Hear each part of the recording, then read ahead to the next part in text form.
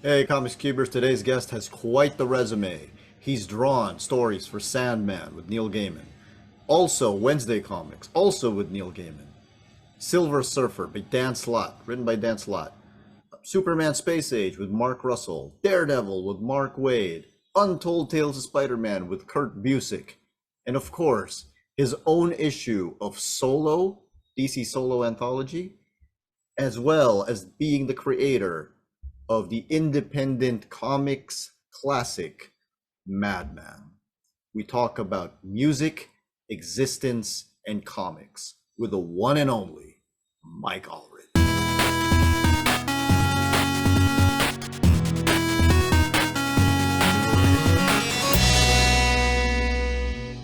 Welcome back to the Comics Cube, everyone. I am back with the one and only Mike Allred, the Madman.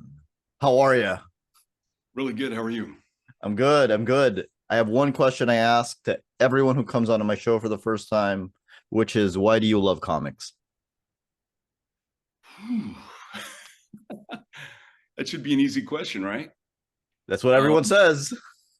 Well, they've always been in my life. My earliest memories are all about comic books, but as I moved into it as a professional, it continues to appeal to me because it is the ultimate storytelling device for as small a group of creators as possible. A single individual can make a comic book, and then collaborations are intimate. Whereas, I've worked in my band has recorded a couple albums. I've made some independent films. I've worked with other filmmakers in the film industry beyond my own films, and it takes an army. With comics, you can have the purest vision possible, and I just love that, the immediacy of it, the instant gratification of it. Did you have, I know you've said in previous places, previous interviews that, you were influenced in large part by the three Bs, the Beatles, Batman, and James Bond. But when it comes to comics, did you have a specific spark that made you think, hey, I got to go make comics? There were several. My childhood was filled with the classics: Jack Kirby, Steve Ditko, Alex Toth. But the artist that made me sit down and seriously make my first attempt was Barry Windsor Smith. The Conan series is the most incredible and impressive growth of an artist in a short period of time that I can think of. You look at Conan #1, you look at Conan number 24, and he just explodes between those two issues. And then after that, what really lit me on fire was the Hernandez brothers. Love and Rockets. Well, actually, a friend of mine, Charlie Custis, who changed my life because I kind of put comics aside for a while, and he brought me back by giving me all this cool stuff that was happening in the mid 80s. Gave me The Dark Knight Returns, gave me Watchmen. Daredevil, but he also gave me Mr. X, and that really lit me up because my aspirations were more towards film and movie making at this time, and Mr. X looked like a cinematic comic book. You opened it up, and the inside cover and first page was a credit, like a widescreen credit sequence, and it was glossy and gorgeous, and just really, really impressed me. The story, everything, the design work, and Charlie Custis, my buddy, introduced me to my first comic book professional, which was Stephen T. Siegel. Oh, wow. And his first book had just come out, which was Kafka. So I met him. This was when I was teaching television production at the Air Force Academy, and he was at Pikes Peak's Books and Comics, signing in the back of the store his copies of Kafka that were back there. Just signing them, just so if people came into the store, they'd see that, hey, these were signed. So anyway, met with him and became great friends. and he told me, well, I shared my enthusiasm for Mr. X, and he told me, well, if you like Mr. X, you will love Love and Rockets. And so he was right. And Love and Rockets showed me that there were no rules. First of all, it was done by three brothers, Mario, Jaime, and Gilbert Beto, and there was no rule as to what story would take front row. There was multiple genres. There'd be multiple stories in a single issue. So the three different styles of the brothers. Later, of course, Mario went off to do other things, but it amazed me how talented and original and electric this stuff was. And it didn't bother me that it was black and white, because before, I thought comic books had to be color, but it just really blew me away. And I realized that the things that I wanted to do were things that couldn't follow rules. And so with that, I took my screenplay that I was writing at the time called Dead Air and set out to draw it as a graphic novel. I'd been doing storyboards for it and just started learning how to make a comic book.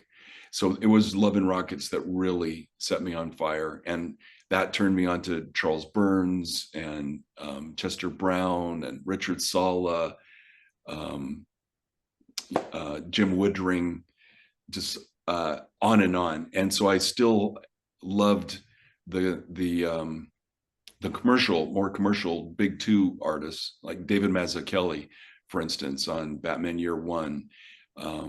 I'd already mentioned Frank Miller, but Mazzucchelli then did the opposite and started going super indie, like with Rubber Blanket. Anyway, City of Glass is my big one with Mazzucchelli. Oh, man, masterpiece.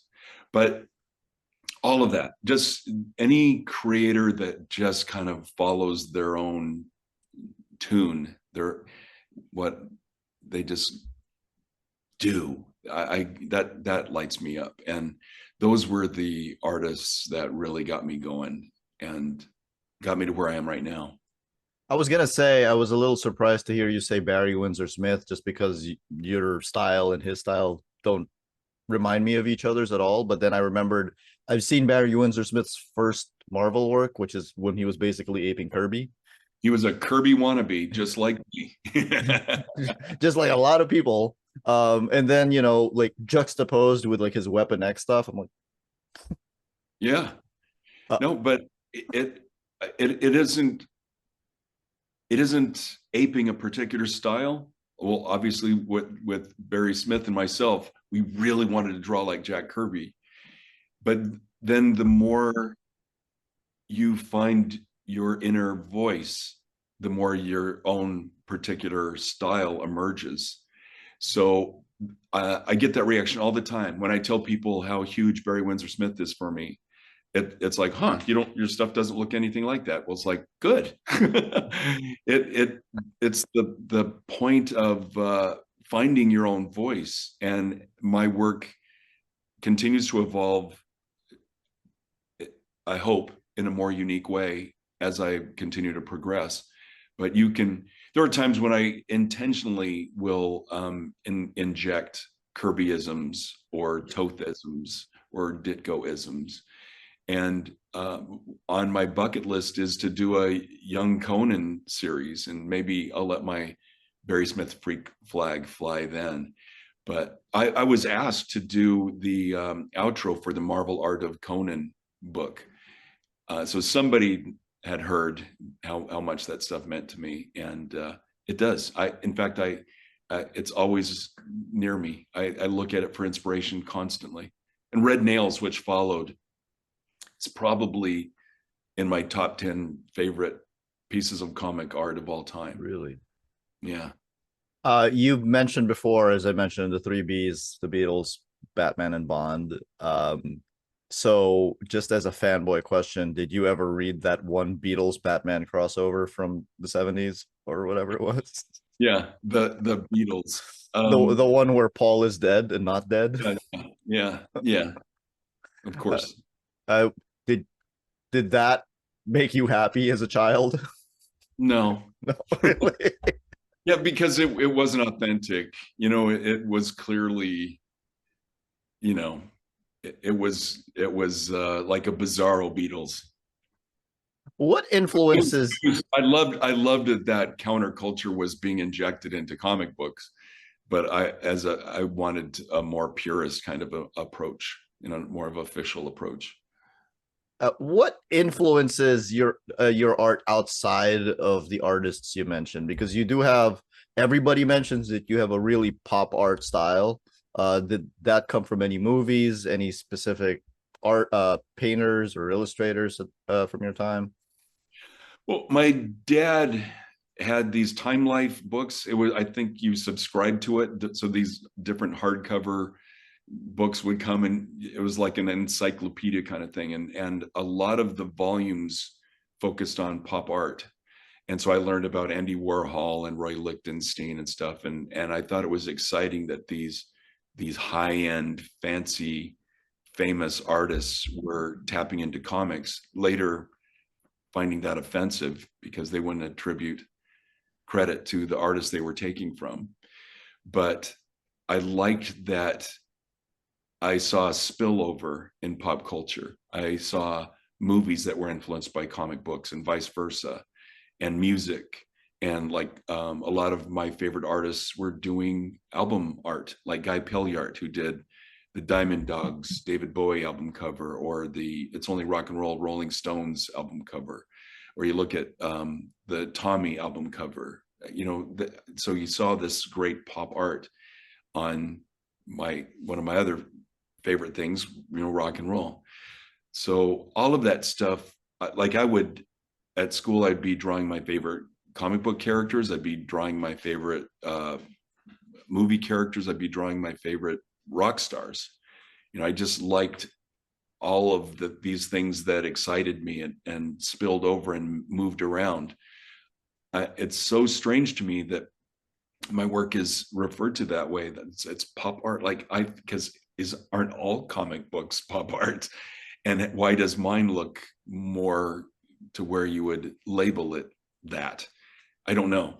But for me, it all excites me, and it all, like Stanley Kubrick and David Lynch will influence my comics. A Beatles song will influence my comics. An Iggy Pop song will influence my comics. A Ramones song will influence my comics. That all music puts images in my head, and when I do my outlines to script Madman or X-Ray Robot or any Red Rocket 7, those images are coming, are inspired by songs and albums. So it all spills over in and around. And I'm a fan of architecture. I would like to have more time to put more rich architecture into my comics. That being a builder or an architect is something I would have loved to have done if not being in broadcasting or making comic books, which is my absolute number one top love. So I'm in my happy place. I have a theory as to why your work often gets called influenced by pop art, and let me know if you think I'm off base on it. I think it's because you came up big in the late 80s, early 90s, and nobody was drawing like you. Okay. But and in recent years, I think we are seeing several artists come up who kind of draw like you, but not really. But at least it's in the same wheelhouse. But in the 90s, absolutely nobody was drawing like you. Everybody was drawing like, the Image founders, Jim Lee, Rob Liefeld, Todd McFarlane, super, super duper rendered. So it was their work was very far away from that aesthetic as possible, whereas yours was closer. So it was like really easy to say like, oh, he's influenced by pop art. Okay.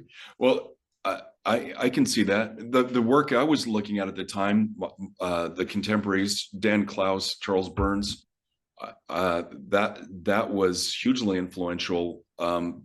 Mostly because they were brush artists. Hmm. And I know most of the mainstream art were pen artists. And so having a more lush brush line, the things that I would have in common, say, with Charles Burns would be a love of EC comics. Yes. Like Johnny Craig is one of our favorite artists. Um, Beautiful, rich brush. But then also like Bernie Krigstein, who has more of a fine, a lot of more pen work. But at the time when I was trying to get my foot in the industry, I was also obsessively collecting those EC um, library books that came in the big Yeah. slip. So I was looking at a lot of that stuff, and when I say Frank Frazetta is one of my favorite artists, I love his paintings, but his comic book work is way more influential and inspiring to me than his paintings. And anyway, you can go through those EC libraries and just see some of the greatest stories ever written and illustrated. And I continue to, in fact, it all melts together for me. There isn't a specific era. It's specific stories, specific artists, and I can pull some off the shelf at the comic shop today that are brand new, or I can dig back in my library and pull something out from the 40s. An old Jack Cole, or Roy Crane is a huge influence on me. That is somebody that I'll mention, and people go either like Barry Windsor Smith. Well, I don't see that, or sadly, who's Roy Crane? that that that's more upsetting than I don't see his work in yours, but I do. I see it, and I want artists like that to never be forgotten and to always be in print. You're wearing a Ramon shirt. You've mentioned music several times already throughout this interview. Your first graphic novel is called Dead Air. It's about the time you were working as a radio personality. You have graphic novels called, I hope I'm pronouncing this right, Graphic Musique and Graphic Musique. And Gra- Graphique musique and graphic music. The first series was inspired when we were living in Europe, and I saw an art supply store next to a music shop, and I saw the words graphique and musique, and I thought, that's what comic books are. And so the pretentious, highfalutin graphique musique. And then when we moved back to the States, I thought, well, let's do a phonetic version, and that's graphic music. And nobody ever pronounces them the same. Everybody has their own way to pronounce it, but I should have just spelled it normally from day one.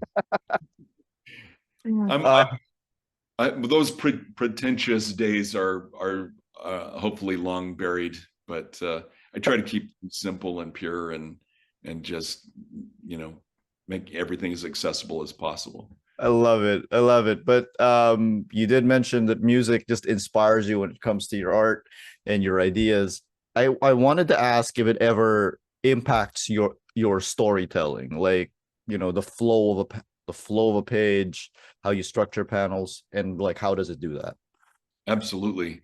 It absolutely does. The panels are like measures in music, and Will Eisner would talk about this, and a really great example of using time signatures in a comic.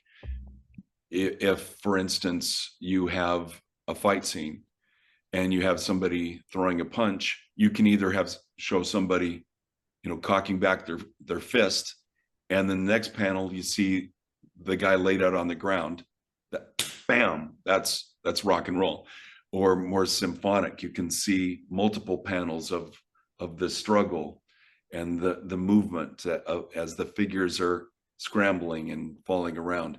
So it's all how you play with time in the way that music does, and again, with impacts or subtle, beautiful, maybe you want to establish a scene, and so you've got this beautiful field, and then you slowly see a figure coming across the field. It's very musical. Or again, you just have somebody right in your face right away. There's just so many different ways that you can construct a storytelling without there's just so many ways to do it, just like there's so many different ways to do music. And it's always in my head that way, always trying to think of how I want this to flow or how I want it to impact. And it's all musical to me. It's all the same. It's the graphics are musical and music is graphic.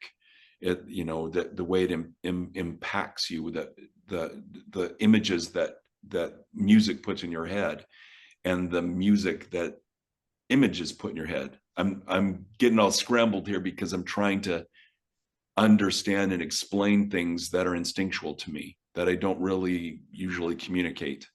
So I hope I'm communicating. Yeah, it's interesting because when I hear that people are also musicians, when artists are also musicians, I ask them this exact question and I get a variety of answers. You know, someone like, I don't know if you've heard of him, he's kind of new, Dave Chisholm. He does a bunch of jazz books and he structures his panels in such a way that it follows the flow of the tone. Somebody like Joe Rubenstein, who plays in a band, I asked him if it ever impacts anything he does, and he just flat out goes, no.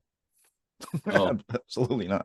it So it absolutely does me. yeah. Yeah, it does. I very much think of it musically. And like I said, music makes me think of things graphically. And there's very few of my favorite artists that don't put graphic images in my head. And then Uh, you watch a movie and there's either music or there's not. Music can manipulate you, or the lack of music can manipulate you. You know, it either sets a tone.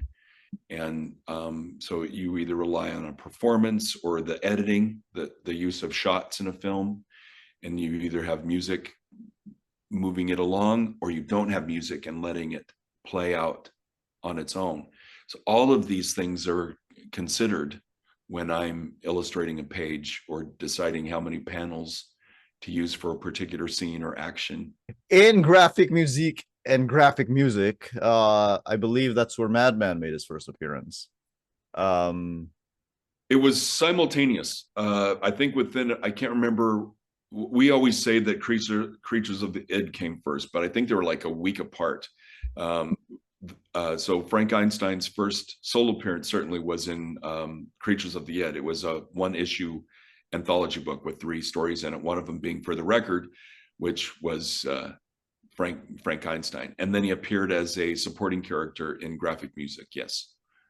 can you tell me about Madman, the conception behind Madman, and the question that I ask everyone who works on such a, such a self-owned character for such a long time, which is Frank Einstein you?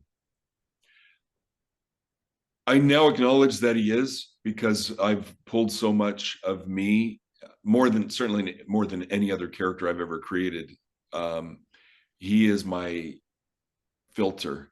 I'm able to express some of my deepest, darkest, happiest, blissful, nightmarish thoughts and feelings through him.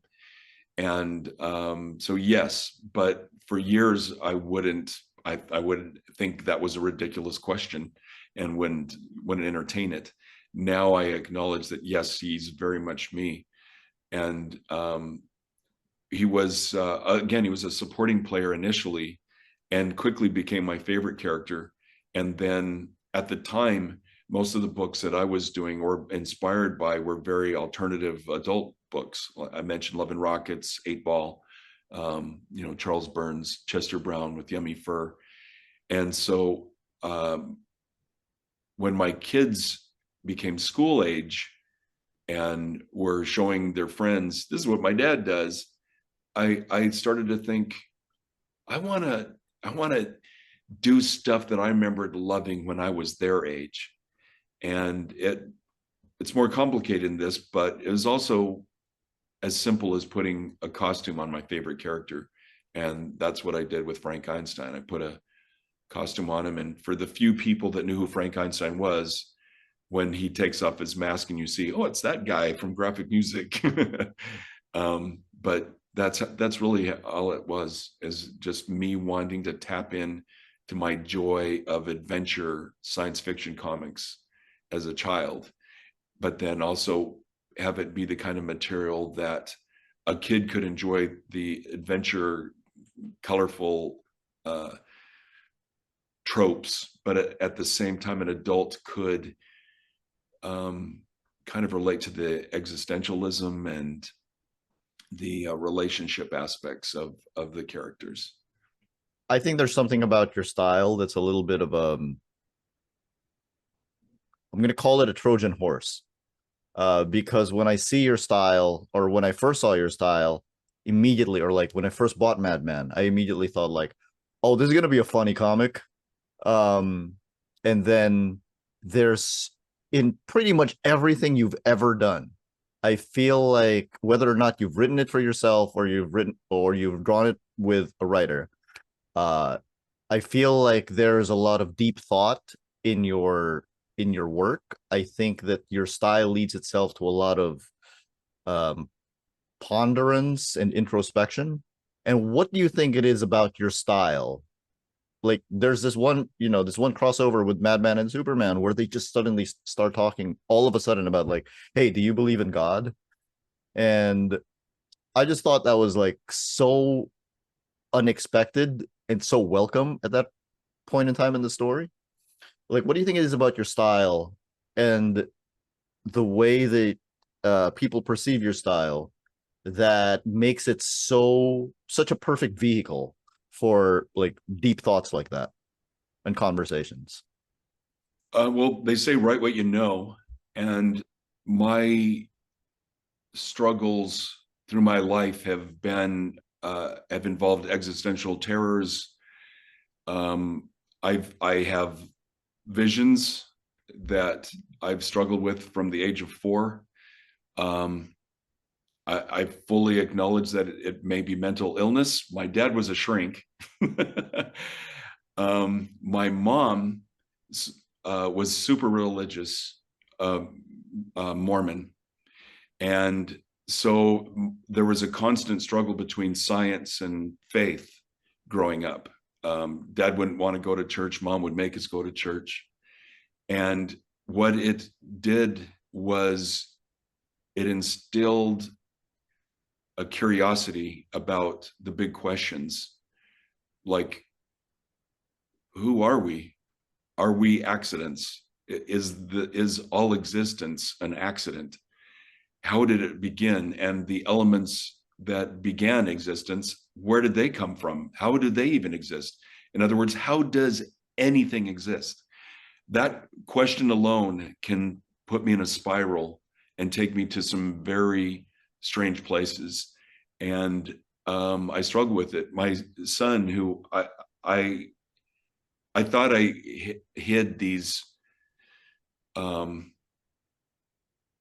torturous events from my children, but he was affected by it without me knowing it. And for the past few years has been making a documentary about it, and interviewing a lot of my friends and peers about so people who are in the film industry and music industry and comic book industry. You think he's asking them about comics and music and film, but he does, but then he also starts asking them, what do you believe? How were you raised? Do you believe in God? Do you think there's life after death? And he's gotten this amazing wealth of answers from all these people. We're talking Neil Gaiman, Kevin Smith, Matt Fraction, Courtney Taylor of the Dandy Warhols. Anyway, it's so, but he also continues to interview me over and over again about these visions that I have, these existential attacks that I struggle with, and almost put me out of commission for the worst was weeks. Usually I can get over it in a couple of days, but I see a whole other reality that then makes me question this reality. So that's just a very brief way of explaining that I'm constantly seeking. I'm constantly looking for truth and purpose and meaning in all things. and cherish the things which are tangible to me, like Laura, who is my anchor and proves to me that love isn't a theory, it's a reality. And my family who love me and support me, and vice versa. My friends who I can depend on and who share my life with me. My peers who enjoy creating and telling stories and trying to find meaning in things, from superhero comics to horror comics to science fiction comics. They all have roots. The best stories all have roots in these things that we all share, which is life and the challenges of life, and trying to make something mean something today, while at the same time preparing for tomorrow, so that the next today is better than the today. You know, it's just all of these things which we all have in common about trying to make the best of our time as we all share this planet. And for me, it makes me struggle and knock my head against the wall at just the ignorance and stupidity and cruelty that some people just lazily fall into, because they don't have a respect or concern about how deep and impossible our existence actually is. It's impossible. There's no way we should be able to exist, because how can something come from nothing, and how can something exist at all? So the fact that either this is all a figment of my imagination, this conversation I'm having right now, or we are individuals sharing this earth, living our best lives, and sharing this wonderful little hobby of reading and enjoying comic books, and in my case trying to make them. But nothing is silly to me. Everything is a miracle to me. Everything is something that I don't want to take for granted, even bad things, because the bad things make me cherish the good things. So when good stuff is happening, it really means something to me. Yeah. It's a good thing you're not on social media. You know, I do the minimal, you know, it's like there are people who are kind and I enjoy exchanging ideas and thoughts with them. I have no time for cruelty. I ignore it. I move past it. It's something I don't want to engage in. Um, Politics is such an ugly thing. It's all about holding power and manipulating the people who give you that power so that you can hold on to it. So you frighten them, you lie to them, you distort things, you make them think that they need to worry about things that they don't need to worry about, or tell them they don't need to worry about things that they should worry about. And I just don't have time for that stuff. You know, I will educate myself, and I will use my one vote to try to make a difference as best I can. But beyond that, I just don't get involved in it. And so you don't see me doing that on social media. For me, social media is a place to share the things that I'm enthusiastic about, and to let people know what I'm doing. Because it's the people that are interested in what I'm doing that allow me to do what I'm doing. And so I very much want to share that with them. It's a frustrating thing in that it used to be that if you're working on something, you start telling people you're working on it and you build that anticipation. Now publishers very much want to control how they release that information. And so I could be working on something for months, if not years, before being able to, you know, talk about it and share it. So that's become a discipline, knowing when to talk about something and when not to. I'd very much like to ask you about the types of visions you see, but I guess I have to ask you about comics. So We can talk about whatever you want, but just simply put, I am thrown through eternity. It's indescribable. I've spent my whole life trying to describe these visions when they happen, and I've never had the words to accurately. When I hear myself describing, it's so lacking, I'm embarrassed. And but it what it does, again, either I'm mentally, I acknowledge I might just have a very weird mental illness, or I have seen what's beyond this, and I've seen what was before this. And that can be an optimistic thought or it can be a terrifying thought. But I am convinced, I'm personally convinced that there is more than this finite existence for all of us. Yeah, I'm with you there.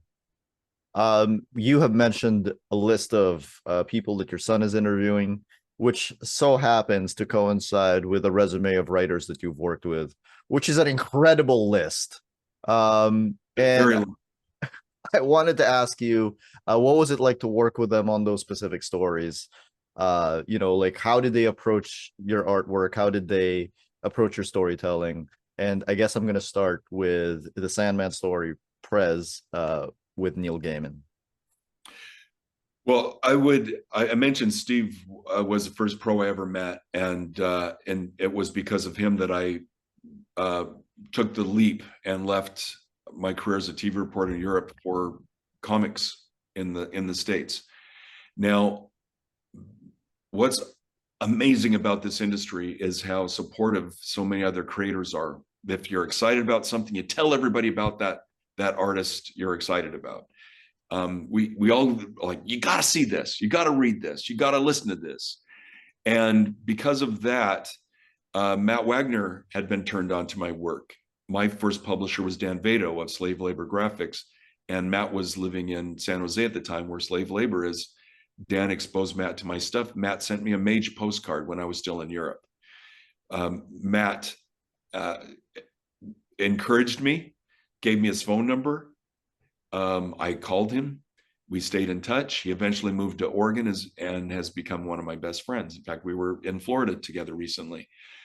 But Matt, being enthusiastic about my work, was at a show and turned Neil Gaiman onto my work. And then Neil called me up and asked me if I wanted to do a Sandman. Long story short, I ended up doing a Sandman. So it's always just kind of worked like that. We'll either meet folks at a show. Oh, and by the way, after that, I met Neil at it was a Dallas convention, and we sat together at a banquet for an award show. Might have been the Harvey Awards that we were up for. Of course, Neil had a big stack of plaques by the end of the night. But at the table, we bonded over David Bowie. And Oh, wow. our favorite, my first full album that I bought was Diamond Dogs, and it starts with Future Legend. And Neil and I were talking about, it's his most underrated album, and what a great album opener. And in the death, as the last few corpses lay rotting on the slimy thoroughfare, the shutters lifted an inch in Temperance Building high on Poacher's Hill, and red mutant eyes gazed. Anyway, Neil and I started doing that, and Neil picked up, and we had this memorized, and we just got more and more excited and got to our feet, and everybody's like looking at us. And Neil and I have been like this ever since. That's awesome. That's awesome. So, and that's why he wrote the intro to my Bowie graphic novel, So anyway, but that's the thing. You meet folks, you have certain things in common. You get excited about each other's work, and ultimately you ask to work together. Matt Fraction and I, Randy Bowen, the sculptor, would have these parties, and he would hire a karaoke KJ. And so Fraction and I would be there singing and loving the same music and stuff. And so we talked about, well, let's do something together. That's how Matt and I started to do FF together. We just like, we should do something together. Here's an opportunity to do something together. Here it is. In the case of Mark Russell, he had this idea for Superman Space Age. Yeah. And Brittany, our editor, they were like, well, who do you think you'd want to collaborate with? And I they say I was on the top of both of their lists. And I get approached with an idea, fall in love with it, and I'm on board. And so that's largely how it happens. With the Sandman story with Prez, you brought back a character that hadn't been seen at that point for like, I think at that point maybe 15, 20 years. Yeah. And a character that people said was definitely a product of his time, which is the Sure. 70s. What was that like being, bringing back at that point who was such an obscure character and then modernizing him for the 90s and coming up with a really emotional story about him? Well, it's funny because I was right there at the beginning of Vertigo. I was part of the Vertigo Jam anthology that that was the debut of the imprint, the Vertigo imprint at DC Comics, and then I also did the one shot with Brother Power the Geek, and I just kind of did a Kurt Cobain riff with the Geek. So at the same time, or very soon after, Neil approached me about Prez. Now, Joe Simon, who co-created Captain America with Jack Kirby, was the creator of Brother Power the Geek and Prez. This was his attempt at trying to tap into the counterculture. And you can argue how successful or not that he was with them and how long each of those lasted. Couple issues, right? Well, Prez did better than the Geek, but having just done the Geek and then Neil approaching me with Prez, I at first begged him, please, anything. I don't want to be the Joe Simon revivalist. And he said, please trust me. I'm really in love with this idea, and I think you'll rock it. And so I put my trust in Neil, and he gave me one of the best scripts ever, and I'm really proud of it. And he was right, and I'm glad I trusted him. What about so I first saw your work on an Untold Tales of Spider-Man annual with Kurt Busiek. Inked by Joe Sinnott. Inked by Joe Sinnott. And do you get that a lot? That this is the first time a lot of people see your work? A lot. Yeah, that there are 4 or 5 that I will often hear. That's the first time I saw you. That's the first time yeah, there was a magazine called Hero Illustrated and had a little ash can that had different metallic covers. Mm-hmm. I forget what you call them, but anyway, a lot of people tell me that's the first time they saw Madman, and because we're talking like there were over 100,000 copies of this thing that were given away. Yeah, kind of. So that helps. But yeah, Untold Tales. I think that was my first full issue with Marvel. Pretty sure it was. And again, it was an annual, so it had a lot of play. do you think a lot of that, the fact that was your first full issue, again, like the Marvel house style at that point was, it wasn't drawing like you, but then Untold Tales was, drawing on that Steve Ditko, Jack Kirby type of vibe. What was that like working on those characters that you grew up with such a dream come true? Because I was really busy with my own work, and so in order to make it work, I entertained the idea of having an inker, and they asked me who I'd want to ink me, and I said, well, Joe Sinnott. And I thought they would laugh it off, but they sought him out and he agreed to do it. So that just sealed the deal for me, man. And I can't believe it. Like Joe Sinnott inks me drawing the Fantastic Four, Neymar, and Spider-Man is pretty spectacular.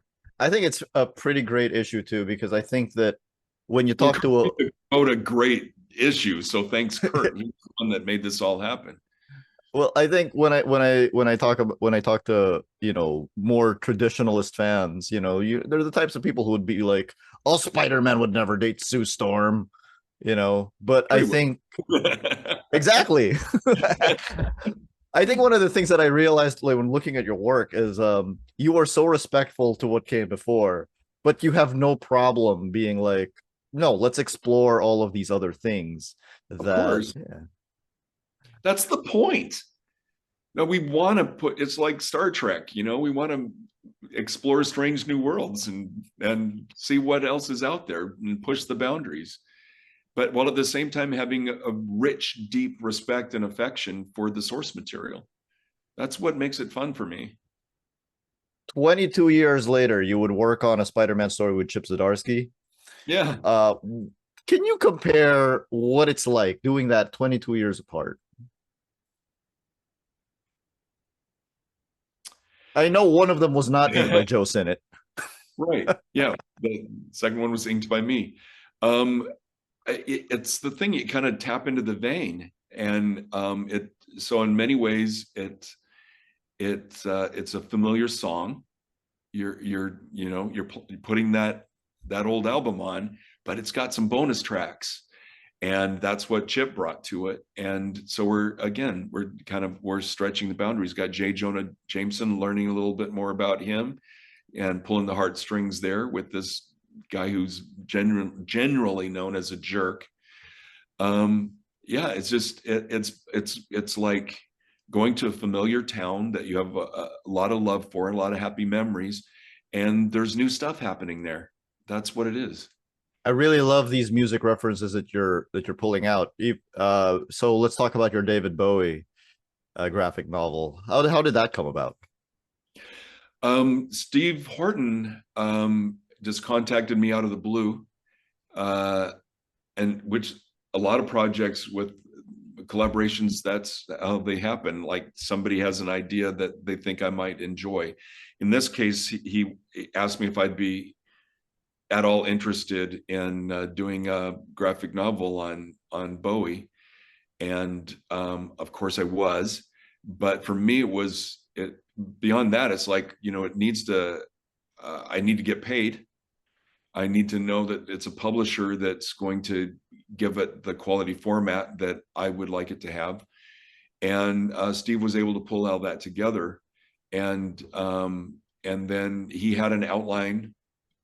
We agreed to focus on how David Bowie struggled for success, failed over and over, and ultimately lightning struck with the Ziggy Stardust concept.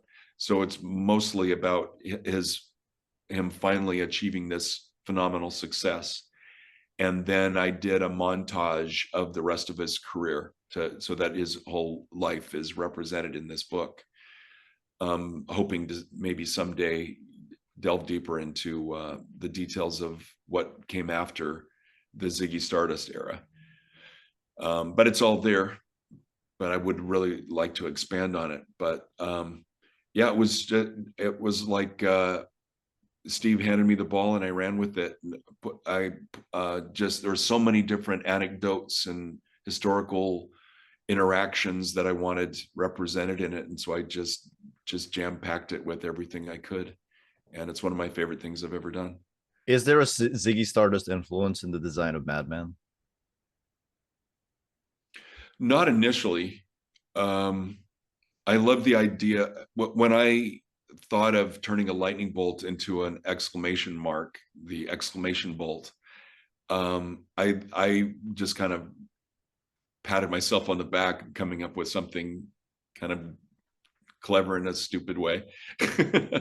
And the lightning bolt has always kind of been representative of David Bowie, especially the Ziggy Stardust stuff. Like I have a Ziggy Stardust lightning bolt necklace, and then in a issue of Madman Atomic Comics, I recreated the Aladdin Sane album cover, but with Madman, with Frank Einstein.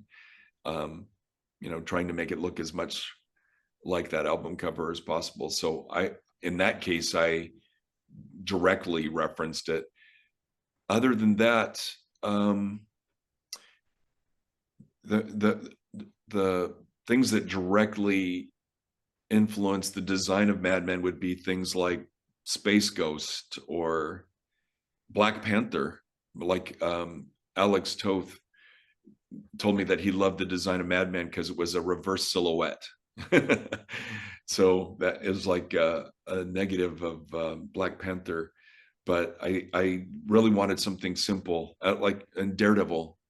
you know, somebody that's just jumping around, who's kind of relatable, in that he's not Superman, but Yeah. he has enhanced skills. So he's like Batman, something that if we had the time and money, we could we could develop these skills. And but in the case of Frank Einstein, of course, his being resurrected, brought back to life, is what's enhanced what his previous training, which is buried in his past. Is it easier to write for yourself or to work off of somebody else's script? Oh, it's way easier to write for myself, because when first of all, my scripts aren't as detailed because I don't need to write a panel description, because I already know what it's going to look like. And when I finished drawing that panel, I know how successful I was, because it was in my head. Was I able to get it on the paper? Working with another writer, I'm second guessing how they see it. And and that used to be problematic, because I would stress about satisfying the writer's vision. I would later learn that the writer, certainly they have a vision, how they anticipate it looking, and in most cases they're anticipating it looking like I drew it, and that's why I'm involved. And so the pressure's kind of off, in that I have the freedom to do what I want it to look like, how I want it to feel, how I want the pace to be. And so far, nobody's complained. So I guess that's how it works. And now I enjoy it way more. And I've been doing more and more collaborations, because it's become something that I think expands my skills as a storyteller. I'm able to get more insight into another person's mind and creative process. And I'm able to think of things and do things that I wouldn't have done on my own. When do you decide to take on these longer projects versus when you just decide to take on the smaller ones? It's all in the original discussion of the project. In the case of Silver Surfer, Dan Slott and Tom Brevoort were thinking, here's what we want to do with this, and it would probably take this long. And in the case of that, from the get-go, I was all in. I've always loved Silver Surfer, and for obvious reasons, based on what we were talking about not that long ago. There's a lot of existential stuff in there, but also this beautiful relationship that was built, that grounded this character that otherwise a lot of people had a hard time identifying with and relating to. So you kind of get an idea of how long it will take to tell this story. That's one of the longer ones I've done, and it's certainly one of the more epic ones. And it also has probably the most satisfying ending of anything I've ever done, because it was planned. And a lot of the other ones, you just kind of feel it out. And it's like, okay, I think this is a good place to wrap it up. There are always other things going on. There are other things you want to do. Like early on, I was encouraged to just make more Madman comics. For me, I wanted to do much more than that. I wanted to be the kind of artist that could tell any story, and didn't want to, just because Madman was successful, limit myself to that. And so I was always stretching out and excited about these different collaborations. And each one has tapped into a different audience, that when I would come back to Madman, my Madman audience is bigger, because I've exposed my work to people that otherwise never would have bought a Madman comic. Are there plans for Madman coming back anytime soon? Always. Like, I have this outline that I will never in this lifetime finish. I've got so many ideas and stories. I'm working out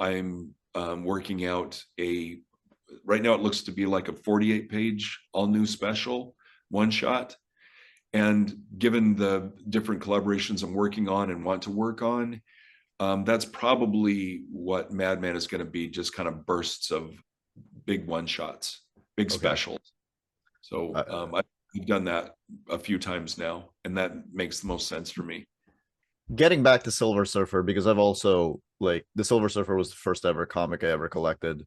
So, and I've been very, I've had an attachment to the character ever since I was a child. Your run with Dan Slott on the Silver Surfer is so unlike any other run on the Silver Surfer that I've ever seen. And it's also so, you injected him with a sense of humor. You changed his love interest. Um, and it was also, I believe, the most emotionally satisfying of any Silver Surfer run I've ever seen. Did working on that ending like get to you while you were working on it? Absolutely. It was so satisfying. Our Dawn character, we experience her entire life, her entire life. Um, some people reacted that the ending was sad when she dies. Spoiler, she dies, but she dies as a very old lady. And Norin has shared her entire adult life with her. He loved her her entire adult life into old age. That's beautiful. That's It is. wonderful. And I can't think of any other story that has done that. And so yeah, it moved me. And I loved every second of working on it. Within the Silver Surfer, you also tackle questions of existence.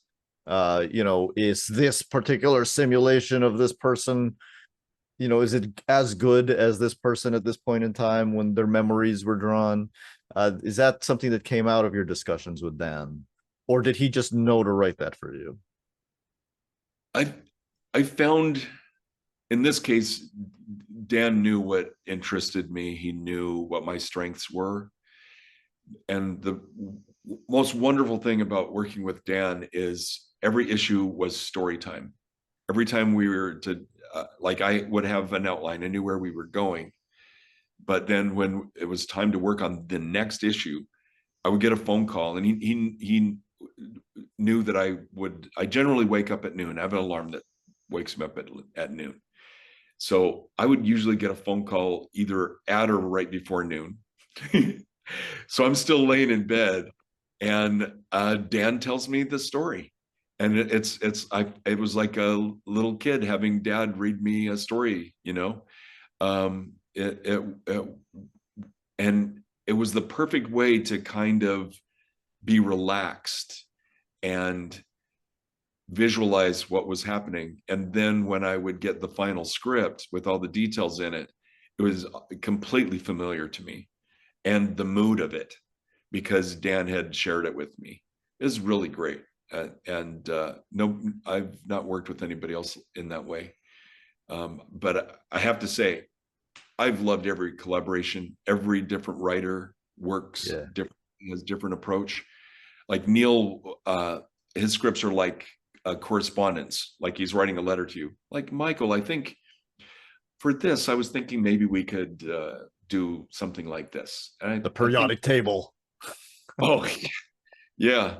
But he's explaining it as if he's right there next to me in the script. It is very personal that way. And with Mark, Russell. the yeah, Mark Russell, the greatest blessing of that is um I see him all the time. He comes to our house. The first time we met, we walked all around Eugene. I gave him the Animal House tour. Animal House was filmed just off the hill from us here. Yeah. So I can walk around and go, that's where that happened, that's where that happened, that's where, if anybody's familiar with the Animal House film, it's fun. But so we're doing that and talking it all out, talking about again, all the things that we like. You're just kind of, it's like a first date kind of thing.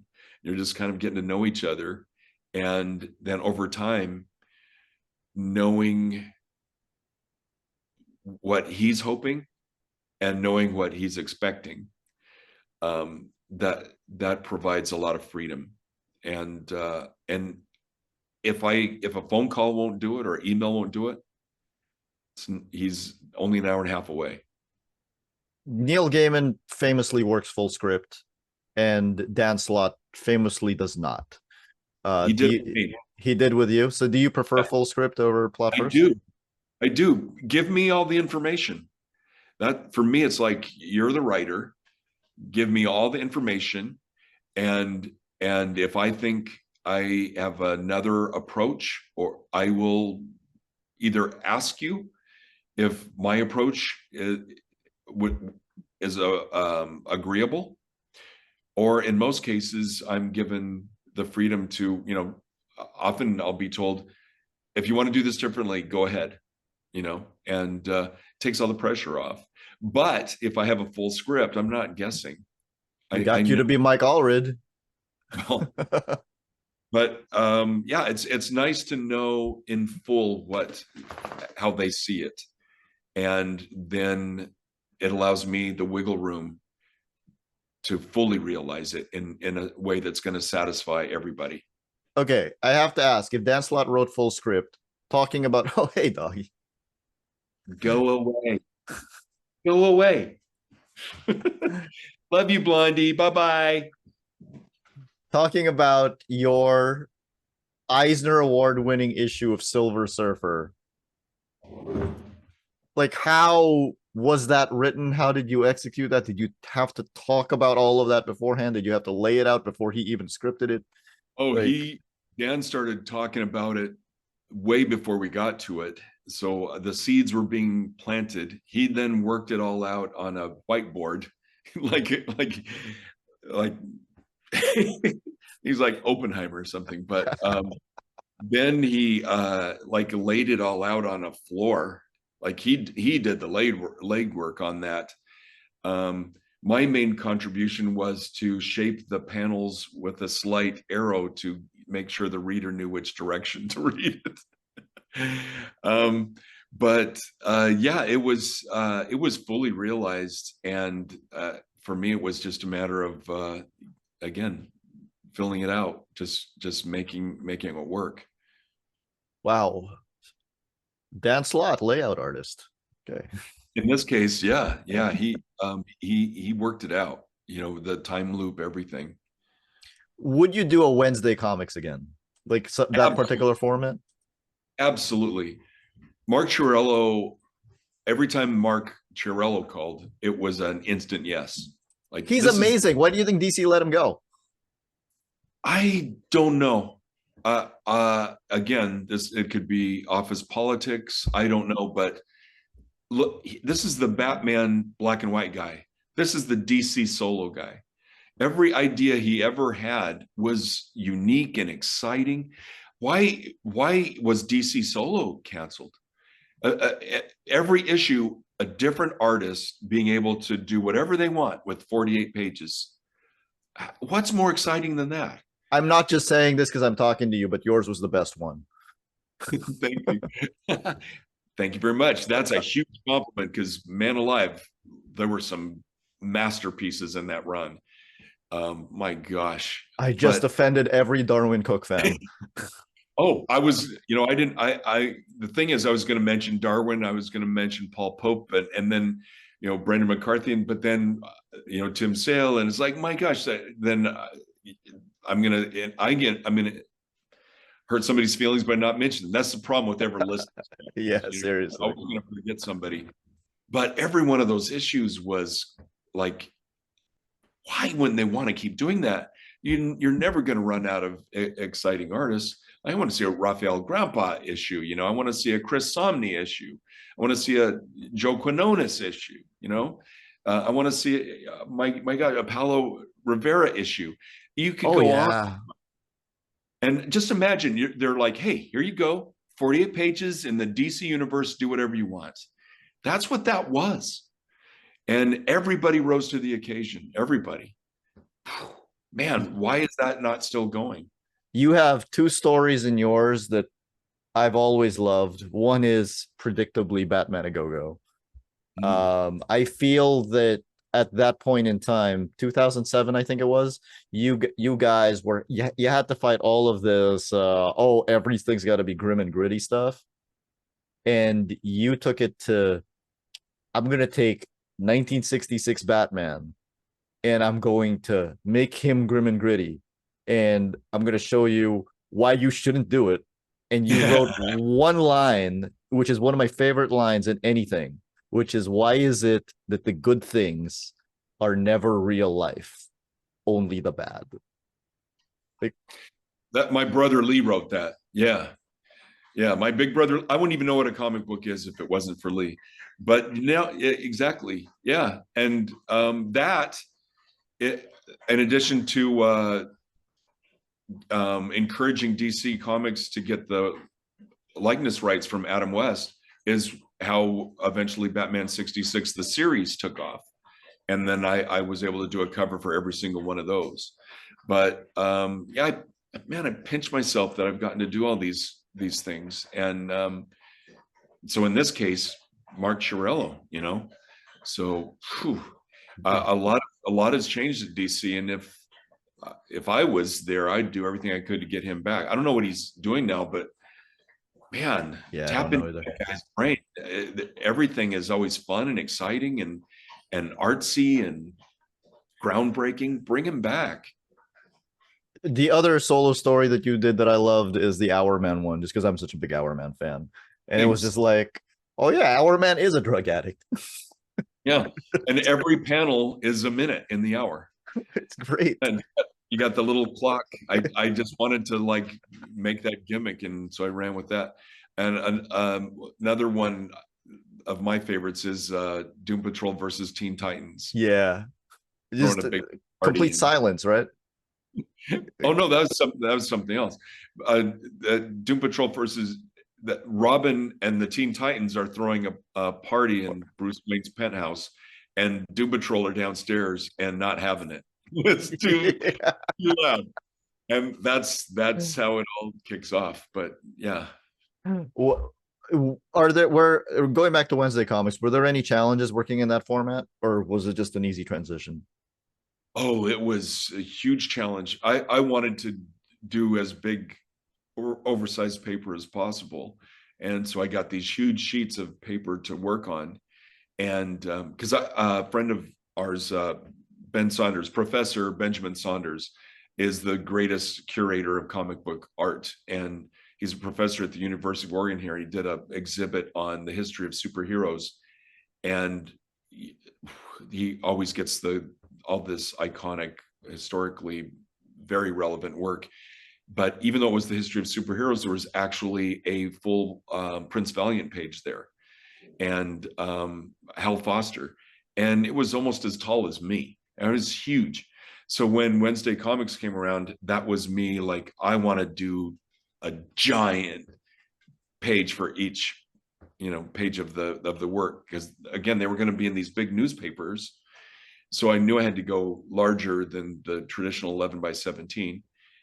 And what I found was, like, if I'm working on my drawing board, fine. But if I've got a giant piece of paper that is bigger than my drawing board, I'm having to roll it over the top. And also, if I'm working down at the bottom of it, I'm pulling the paper down. When I typically might lean against the drafting board, I couldn't do that because I'd crease the paper.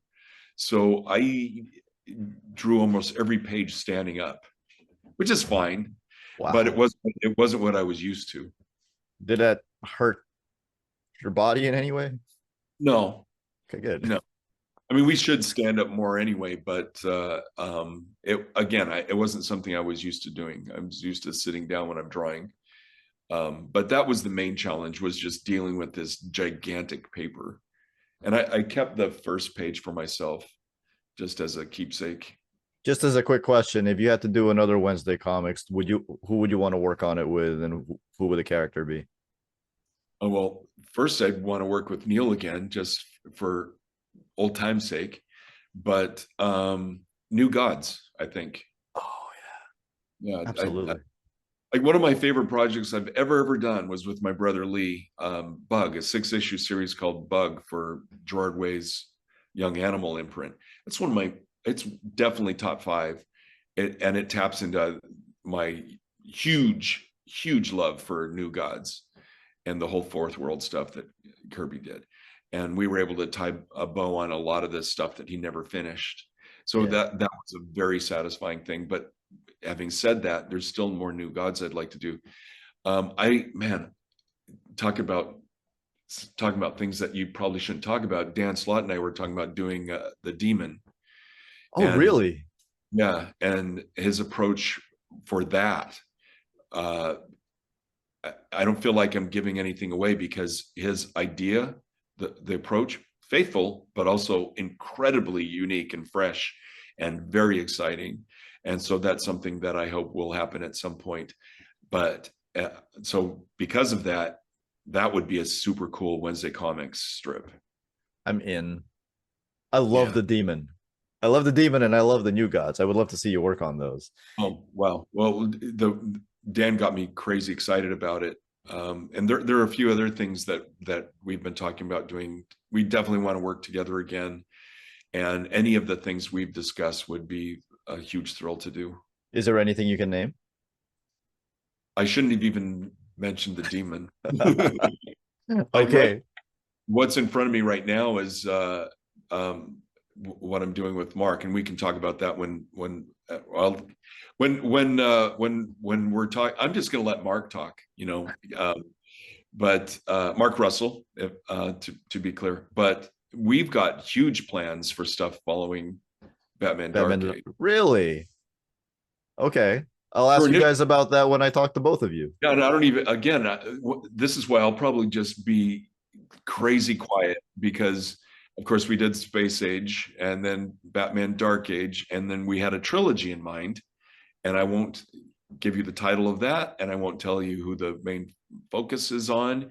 But now we're looking beyond a trilogy, and I don't even know if I should have told you that. So, but, um, but there's so much that I'm crazy excited about doing with Mark Russell that will be taking the great majority of my time in the immediate future. So my spare time projects, I've got a Bowie follow-up, another musical graphic Oh, really? novel. It's a third of the way done, like completely done, colored. I hand lettered it just like I hand lettered the Bowie book. So yeah, that is a spare time project, but huge chunk of it is done. And someday it'll be done enough that I'll be able to tell you what it is. But it's not Bowie. Do you have any aspirations to do other comics based on other musicians? Yes.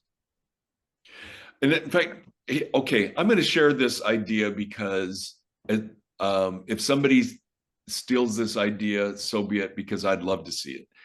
But I wanted to do an ongoing series, like maybe 12 issues ongoing. The Ramones. Didn't mean to, I mean, but I wanted it to be half accurate historical biography and half fictional adventures. So just send the Ramones off on secret missions and having access to Bondian gadgets and vehicles and fighting giant robots and the kind of stuff. But I just think I love them so much, especially Joey. Man, Joey Ramone, I think, is just one of the most interesting human beings that ever lived. And he, by all accounts, was a super sweet guy. And if I can brag for just a second, Tommy Ramone told me that they were all fans, that all of the Ramones loved Madman. And there's a Ramones documentary where that poster is behind them. It's awesome. So there's a little proof to that brag, but yeah, I just love them so much. They just make me feel good. That way, if the Ramones cross over with James Bond, you could cross off your 3 Bs. That's right. We said at the start of this interview that in the 90s, none of the mainstream artists drew like you, and you drew more like the indie artists. Those are the people that you had more in common with. In the mid 2010s, you did a fill-in of Mark Waid's Daredevil, where now all of a sudden the artists working there were now drawing in your wheelhouse. I don't think any of them drew like you or really like each other, but it was in that kind of I'm gonna go say minimalist wheelhouse. Um, and I think that the that particular look evolved from the indie comics that were out in the late 80s, early 90s. Do you think you had a significant hand in bringing that look into mainstream superhero comics? I wouldn't even dare to speculate. I don't know. But the thing that I had in common with the alternative artists that you were talking about is that we all have a deep respect for classic cartooning. I mentioned the EC artists early on, but all of these alternative artists love and respect the artists that pioneered the medium. And so you could call it retro, you could call it classic. I prefer to refer to it as timeless. I want my work to always be relevant and to not be part of any trend or house style. I want it to always be something that is timeless. If anybody has been influenced in a positive way by my work, I'm humbled and flattered, but I would never dare to speculate that. If somebody told me that, that'd be, why, thank you. Because the people that have influenced me, and if I've had the opportunity, like Will Eisner or Alex Toth or Jack Kirby, I did get to meet these people and did get to express to them how much their work meant to me and how it influenced me and fuels me. So I'd be very flattered if somebody felt that way about my work. The reason I asked that is because I think when you depicted Daredevil's radar sense in that issue, it's the first time I ever thought, oh hey, Mike Allred is working off of the look somebody else established. Because I've Yeah. never thought that about your work ever. Well, okay, but it's like Spider-Man's web, you know. There was a certain way of doing it, and then all of a sudden Todd McFarlane came in and did this whole other thing, you know, and then that became a thing. And so it's language, you know, cartooning language. There are certain things that I like throwing in there. If somebody's been startled, maybe have a little bead of sweat coming off of their head, or a lightning bolt above their head, you know, like or if they're angry, there's heat lines coming off of their head. You know, it's fun to play with those things. And one of the things that beautifully established Daredevil's powers was the radar. So of course I'm going to play with that. I've got three last questions before we close, and I hope you don't mind. The first one is, in the mid 2000s, you created a graphic novel called The Golden Plates. It is about the lore of the Books of Mormon. And you did mention earlier that your mom was very religious and your dad wasn't. Can you talk about that particular book for you and that particular journey? Because the reason I'm asking this is because we will be talking to Mark Russell, and Mark has his own religious journey, and I think that it's very interesting to juxtapose the two.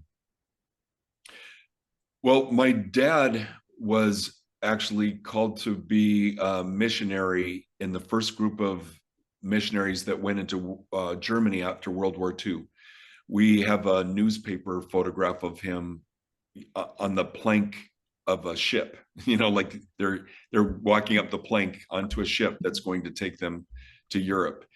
And that for a young Mormon male, it's almost expected to go on a mission. And so this was expected of dad, and he did it. and he has a missionary diary where he's explaining his experiences. And one of the things that really cut to the bone for him was he was, you know, teaching, preaching, attempting to convert a young woman. And anybody who deeply feels strongly about their faith, then trying to convert somebody else into their faith, the hope is that this will give them enlightenment, that it will give them hope and joy and purpose and answers. In this case, the young woman was destroyed because, and started crying like, why are you trying to tell me that what I believe and what I'm happy with is wrong? And Dad, this affected him. He's like, yeah, why am I? Why am I forcing this on somebody?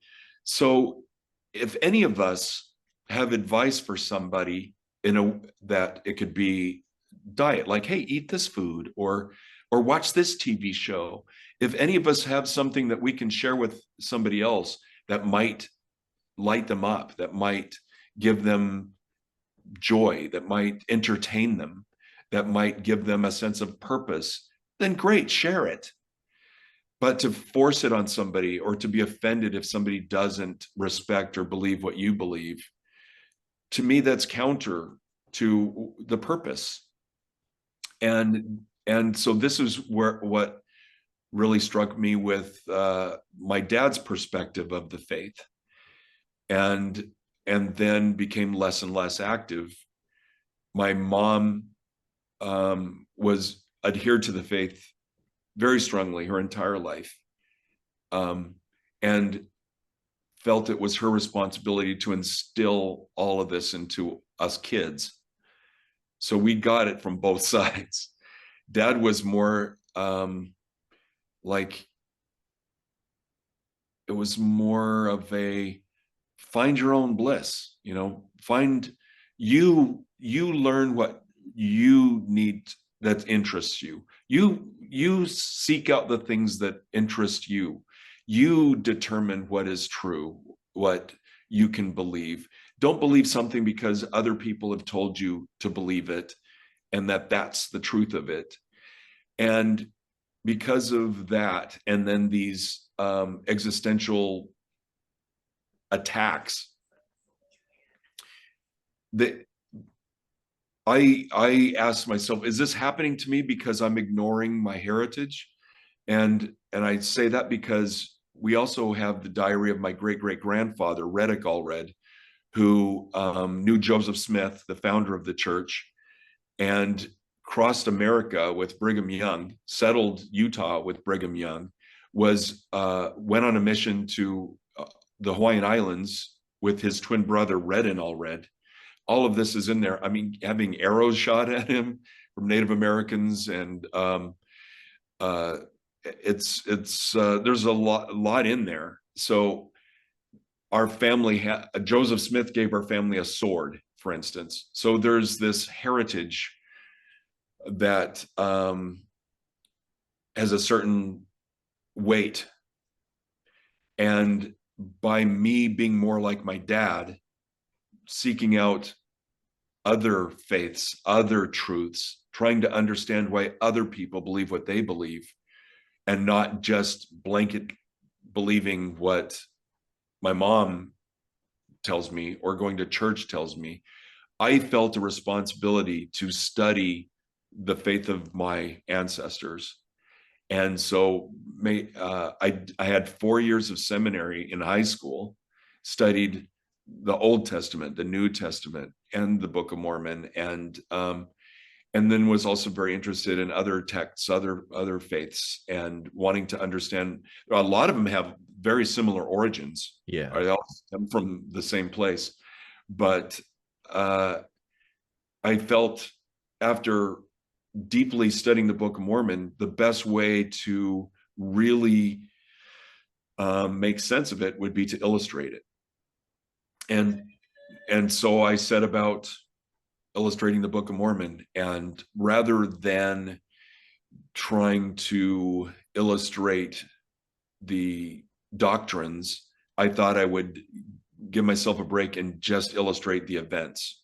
So if something happens, I would illustrate it rather than have pages of somebody preaching, this happens. And there's a lot of adventure in the Book of Mormon. It's a 1,000-year history of these people that came from Jerusalem to the Americas. And then 600 years into the history, the resurrected Christ appears. So that's interesting, so and Christ teaches these people, the Nephites, the same thing he teaches in the New Testament, but as a resurrected being. So one of the things that a missionary would be excited about telling you is that in the New Testament, the resurrected Christ appears to his apostles and says, and now I must teach my other sheep. So we're told that he's going to teach his other sheep. The people in the Book of Mormon would be an answer to that. Or there's a lot of historical events where people will relate to this God appearing and teaching the same things that Christ taught in the New Testament. So again, it's interesting. So that's why I set about to do it, because I thought it would be interesting, it would be worth doing, and it would also scratch this itch, or maybe even alleviate the trauma of these visions, and they happen like every 4 or 5 years. Okay. And so I thought maybe that will answer those questions, and it didn't. But I'm glad I made the attempt, and it's meaningful to a lot of people, and it was a sincere effort.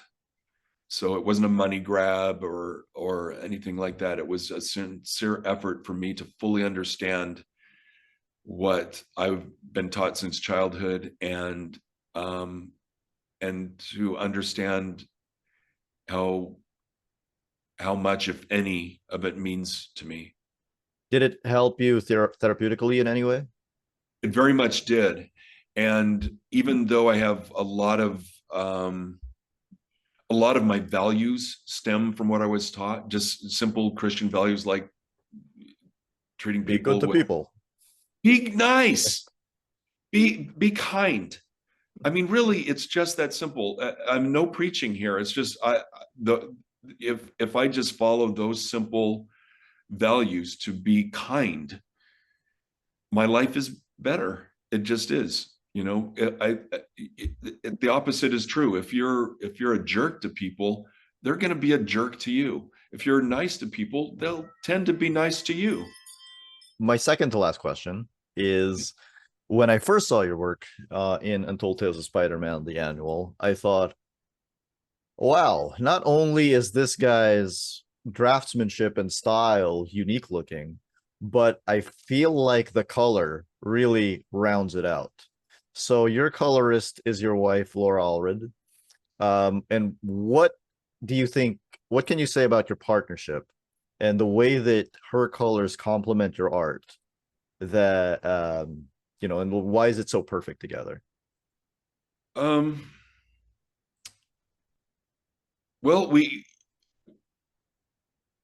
I think it's fair to say that she's not as big a fan of comics as I am, but she is as big a fan of comics because of my influence on her. And so a lot of this stuff, and she is an artist, has always been an artist. So I've been able to find, and this is true with anybody, there's something out there for anybody. If you want to turn people onto comics, you can find something that will get them excited about comic books. And I quickly learned what got Laura excited about comic books. And a lot of our favorite approaches to colors were the same. For instance, Daniel Torres is an artist whose colors Laura really loves and respects. So that's kind of where it started, at least as far as our language and how we learn to communicate to each other about, I'm kind of thinking it should be like this, and then her just kind of tapping into that and running with it. And then when I see what she's done, I'm like, that's exactly it. So we're very much attuned in that way. And my last question is, who should play Madman in a movie, and why isn't it Chow Yun-fat? Man, oh man, if in 1997 you could have got Chow Yun-fat to play Madman, I would have been over the moon.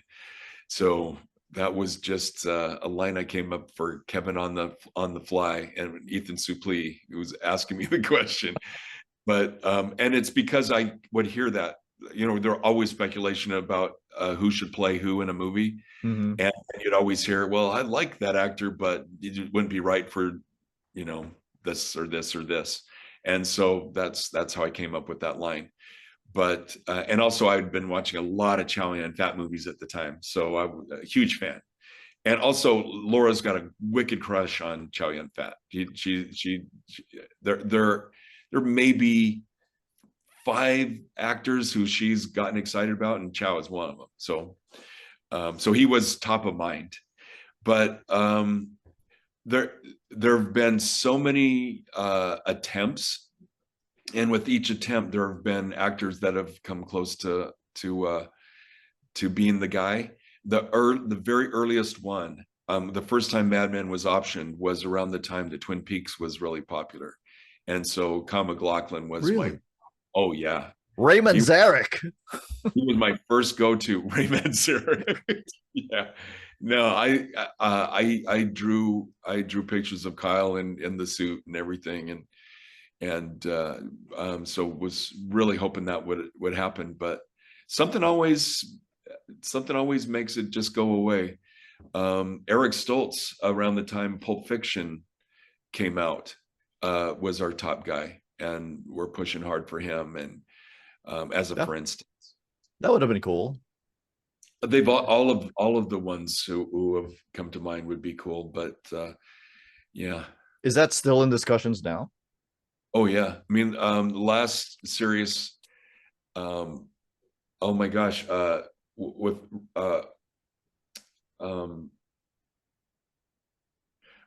Robert Rodriguez.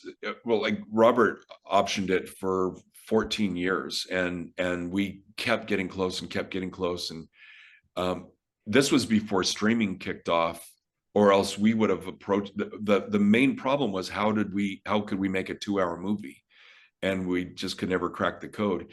Now we would we all just kind of throw our hands up in the air, but if we were still going at it, it'd completely be about a series. But Robert had worked with Elijah Wood, in the faculty. I designed every movie I would do something with Robert, and like in the faculty, I designed the mascots, the Hornet mascots. So you're seeing on the floor on their jackets and helmets, and Elijah was in that, and we seriously talked about Elijah being Madman there for a while. Jared Leto, talked seriously with him with the Dimension films when it looked like Dimension was going to do it. There have been a lot of actors who've been discussed, but those are the ones that come to mind as looking like might actually happen. But if you could pull anyone out from space and time, who would you? Oh, easy. It'd be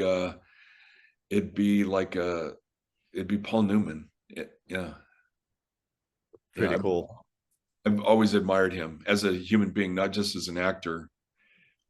He's a guy that walked the walk. He did a lot of good things for his fellow human beings, and he's a terrific actor and a pretty good looking dude too. So I always like the idea of kind of like a screen idol kind of thing, like because he's ugly, we're going to throw scars and stuff on him. I want him to be as pretty as possible before we throw a mask on him and a bunch of scars and stuff. So I always wanted what's the term? Not screen, is screen idol the term? Like Paul Newman started out as a like a James Dean pretty boy kind of thing. That was the initial. There's a term for people that weren't seriously like Brad Pitt, somebody that's too pretty to be taken seriously as an actor. Serious actor, yeah. It turns out, no, He's actually a good actor. Like get past the surface and recognize the deep talent that these people have, and that's what I wanted. Somebody that had that had this immediate charisma, but the tragedy of having it taken away. Yeah, for my generation, that was DiCaprio. It was like, he's just a pretty boy. And then, movie after movie, you're like, oh no, he's actually a good actor. Yeah, I really like these actors that they kind of get labeled with and there's nothing in there. They're just a face. But no, it turns out they have a real dedication to their craft, and that's always who I've been interested in. Somebody that would have that full range.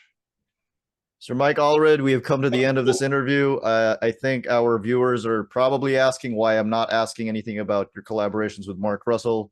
It's because we will be doing a joint interview with you and Mark Russell, and that's when we will be discussing those comics. Do you have anything you'd like to close with? Nope. Just when you're interviewing both Mark and I, you're just gonna see me going. Take it away, Mark. Thank you so much. Thank you so much. Thank you for your interest. Appreciate it.